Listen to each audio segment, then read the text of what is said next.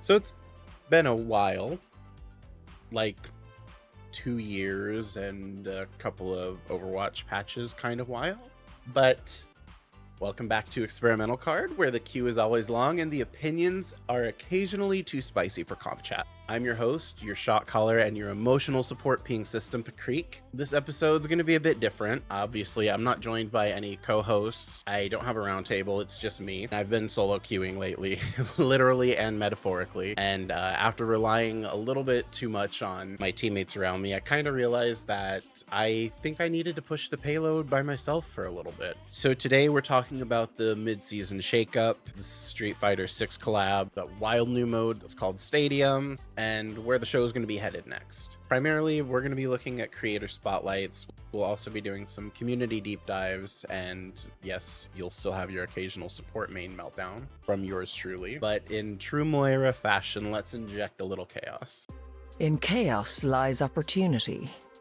First point of order is probably going to be the most obvious elephant in the room, which is why we don't have a co-host anymore, which is nothing dramatic. Actually, Miles just doesn't play Overwatch anymore, and he's got life stuff going on. So I figured instead of waiting around and trying to find a different co-host, that I wanted to pick the show up myself. And I know it's been about 2 years.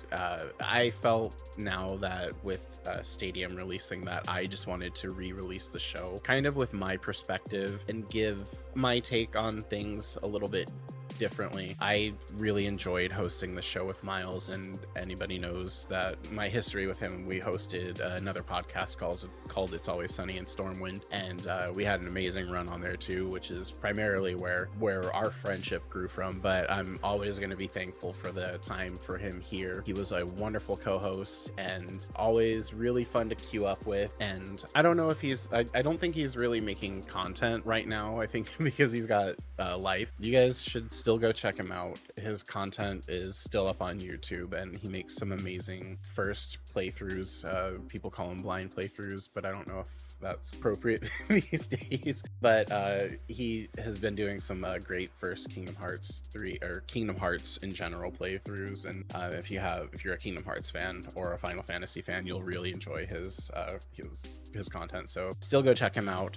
All the love to Miles. And I mean, from here, we're really embracing the show as a solo queue mindset. I'm going to be pushing the show forward, which exciting to me. I haven't really run a podcast as a solo venture before, so I get to battle with myself and reining myself in and trying to reduce my tangents, just trying to give you the straight up information, keeping it as is. But I'm really excited to give you my full undiluted warped mind that is not going to be at all kept in check by another co-host, and I really hope you guys enjoy the chaos.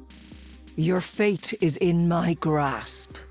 So my original intent was to relaunch the show sometime within like the first week of Stadium launching, but I've had some other life stuff going on, and recording daily is kind of hard for me. So instead, I've had to kind of pull things back a little bit. So I'm readjusting my show, but Stadium is the newest game mode that they have added to Overwatch since Clash. And I don't even know if I could actually fully consider this just a solo game mode, because to me it feels more like a solo, or not a solo, but like a new divergence of Overwatch. And I don't know if that's going to make sense to a whole lot of people, but it's just a different direction that Overwatch is going in. And I've always kind of been of the mindset that the ashes of Heroes of the Storm, which I do not think that Heroes is a dead game. It's very much maintained. It's just on a slower cadence than any other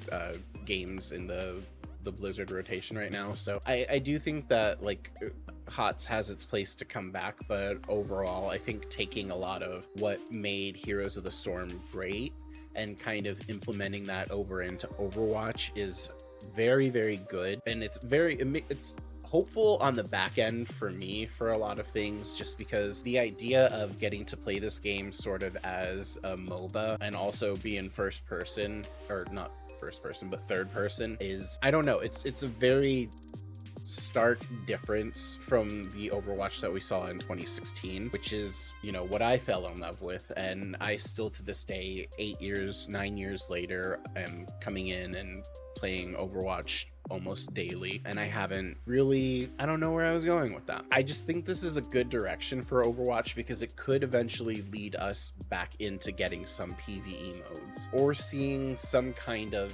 PvPvE mode, if that makes sense. So there's player versus player, player versus environment, and then there's player versus environment, which is essentially what I would consider like Heroes of the Storm, Smite, League of Legends, all of those, Dota 2. They have some kind of cash system, but they also have a talent system that you're able to augment your abilities based on, you know, what other people are playing. And Stadium really falls into that MOBA mindset. So this is, for me, it's a great direction for Overwatch. I've had nothing but nice things to say about it. It does get very frustrating playing with people who are willfully obtuse, but other than that, like the game mode itself, the gameplay is great. Getting to play Moira with, you know, a completely different set of skills or a completely different tailored hero experience is very, very exciting. And this is only the beginning. We're going to get to see different versions of it. As season 17 comes out, we're going to get to see more heroes that are implemented into it, along with more abilities. We might see abilities changed, we might see powers changed, we might see entire mechanics changed, and we could see new things added too. I wouldn't be shocked if in one of the new seasons we end up seeing them add some kind of experimental option. Like, think of the Grand Beast Hunt game mode that they had. Now think of them adding a big boss like that into the match where players are fighting against each other and the environment, and then struggling to like capture that. I think that that could be implemented very easily into Stadium. So there, for me, the sky is the limit on this game mode. They can only continue to build upon a great thing, and I think this is gonna just do wonders for Overwatch. It's already brought a lot of people back to the game. It's kept a lot of people re-interested in the game, and it's definitely a great shakeup. And it's a good way to get people into that Stadium or that competitive mindset with not necessarily being the highest stakes of competitive modes. I feel like for the first 2 tiers, since you're kind of protected, you don't lose score, you only gain score. Eventually it does filter out the players who are kind of more acting in bad faith, and it makes it a little bit harder for them to get up into those higher tiers. So it does have some of its drawbacks to it, but overall I think it's an amazing thing. I've rambled about it enough. Ready to get on to our next topic. Spinning bird kick. Yatta! And switching things up, we do have the Street Fighter 6 collab, which as far as my knowledge, this is the first non-Blizzard game to collab with Overwatch as a brand, which is, to me, it's exciting just because eventually we could see other games. Like, my hope is that we would see a Resident Evil collab. Street Fighter's a good way. I believe I should know this, and I do. It's Capcom. I know it's Capcom. It's because it's Marvel versus Capcom. Duh. So it's a Capcom game. So I mean, the relationship is there now with Capcom. All, you know, maybe there could be like a Juno. No, I'm sorry, I didn't mean to say Juno. I know everybody's gonna bite my head off for saying that. Maybe there could be like a Jill Valentine like Soldier 76 skin, or like Reaper as Claire Redfield. I'm totally giving. I don't want to see like Ada Wong as Widowmaker or Widowmaker as Ada Wong. I don't know why I'm on the topic of Resident Evil, but all I'm saying is that we could eventually see it go into something else. So this is awesome. We have 6 characters in this bundle, and if you're in the United States, that bundle coin value is gonna cost you USD about 99. I think it was 90 was the price tag I think that I saw, and maybe have purchased on PlayStation. Anyways, it's a hefty bundle. You do have to consider what you're getting in that bundle, which is 6 character skins, highlight intros, I believe, for either 5 or all 6 of those characters, emotes, victory poses. I think there are name cards, voice lines, and the highlight intros are very interesting too, because they do change the music of the play of the game. So if you're playing Widowmaker as Cammy and her theme comes in, it changes it from the Overwatch theme to the Street Fighter, Cammy's Street Fighter theme. And it's going to do the same thing for Juno as Chun-Li. I believe it would do the same for Hanzo as Ryu. Hanzo does also get an ultimate voice line change. He does Hadouken, which I don't get me for my pronunciation of that. And I know it's a simple word, but I'm not a simple girl. Did I just say that?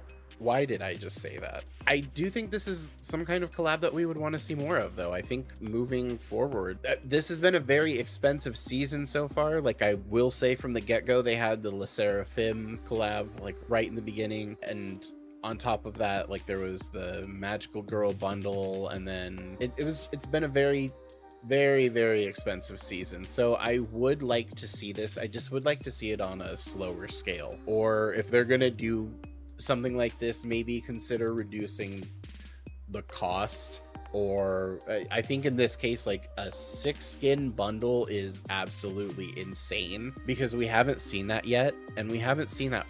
Diablo might have been somewhat similar to that, but I don't remember the pricing for that. But either way, it is a very expensive collab. It's more than the cost of Street Fighter 6 and Overwatch combined.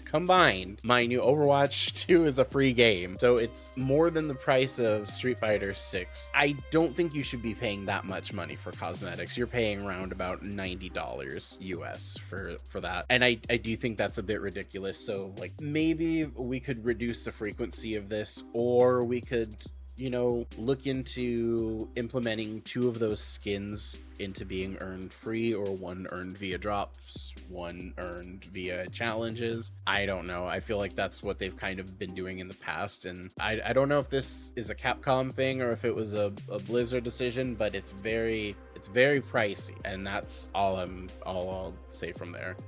Let us go on to the end. And to touch on this once more, but the direction of the show moving forward, we are going to be doing more solo episodes, so I would expect some more sporadic episodes just based as news comes out. I'm also going to be looking into doing some creator interviews, and I want to spotlight people and highlight people and use this platform, or what's left of this platform, to be able to build something and highlight people who are not only interesting but also are doing good things in the community. And I think it's only fair to bring word to them. There's things like Know Your Roles could be coming back. I don't know if people listening even know that, but that was a segment that Miles and I originally came up with as a concept, and like to explore that again, maybe as the history of the game has changed. But we are going to be keeping a little bit of a looser structure here. I think that was kind of the rundown with season 1 of the show, was we were pretty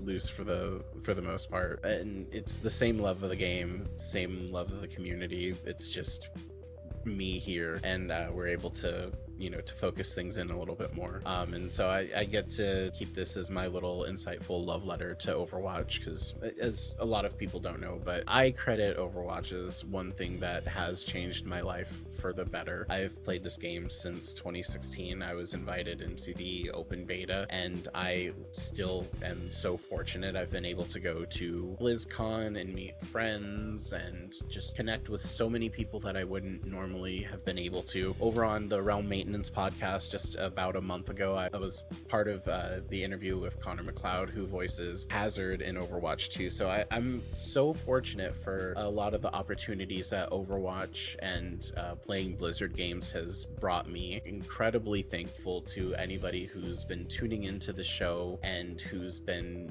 here listening from the get-go. If you're new, I appreciate you, and if things seem a little bit bumpy or a little bit wonky, I'm still finding my feet, but overall I am beyond grateful just to be able to pick this platform back up and share my love of Overwatch with the world. And I hope that you all can join me for the ride and share this with your friends if you're able to. If you're not, thank you for listening. 5 stars on iTunes or any of the platforms that you're listening on. And if you're a fan of me and what I put out there, you can follow me over on any of my social media at Paacreek. I stream on Twitch. I play other games other than Overwatch. Play World of Warcraft. Most popular games right now, I'm playing Expedition 33, and soon I'll be starting Sea of Stars. You can follow me at Paacreek.